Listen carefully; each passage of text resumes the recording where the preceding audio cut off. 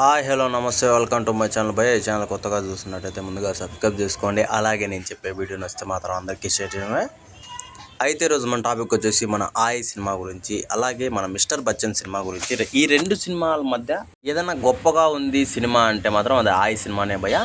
ఎందుకు నేను ఇలా చెప్తున్నానంటే మీకు రెండు సినిమాలు ఖచ్చితంగా చూస్తే మాత్రం అర్థమైపోతుంది. నిజం చెప్పాలంటే హరీష్ శంకర్ గారిని అయితే కొడదామనిపిస్తుంది భయ రవితేజ అన్న విషయంలో. ఎందుకంటే ఫస్ట్ హాఫ్ మొత్తం ఒక రేంజ్లో తీసుకుపోతాడు భయ సినిమాని, మిస్టర్ బచ్చన్ సినిమాని. తర్వాత సెకండ్ హాఫ్ ఏమవుతుందో ఏమో కానీ మొత్తం సాగదీసినట్లు అనిపిస్తుంది. అలాగే సెకండ్ హాఫ్లో ఎక్కడ కూడా మన హరీష్ శంకర్ గారి మార్క్ అయితే కనపడదు భయ. ఆ యాటిట్యూడ్ కానీ అంటే మన హరీష్ శంకర్ గారు చూపించే యాటిట్యూడ్ కానీ అలాంటిది ఏది కానీ మన స్క్రిప్ట్లో కావచ్చు, అలాగే సెకండ్ హాఫ్లో కానీ ఎక్కడ కూడా కనపడదు భయ. నాకు అదొక్కటే చాలా బేజారు అనిపించింది. అలాగే ఇంకోటి వచ్చేసి మన రవితేజ అన్న పాపం చాలా బాధపడి ఉంటాడు ఈ సినిమా చూసి.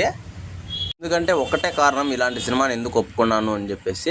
అయితే మామూలుగా అయితే రవితేజ అన్నకి ఇలాంటి స్టోరీలు ఒప్పుకోవడం పెద్ద ఇదేం కాదు. కాకపోతే హరీష్ శంకర్ గారి నుంచి ఇలాంటి స్టోరీని ఎక్స్పెక్ట్ చేయడం మాత్రం ఆయన కొత్తగా అనిపించింటుంది.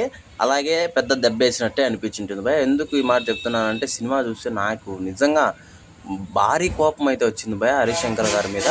పాపం రవితేజ అన్న మీద మనకి ఎందుకు భయ కోపం? రవితేజ అన్న అసలు ఆయన చూడడానికి చాలామంది వెయిట్ చేస్తారు నాకు తెలిసినందుకు ఆయన సినిమాల కోసము. అలాంటిది ఆయన తప్పేం లేదు స్టోరీ ఎంచుకోవడం, అలాగే హరీష్ శంకర్ గారు నమ్మడమే ఆయన చేసిన తప్పు.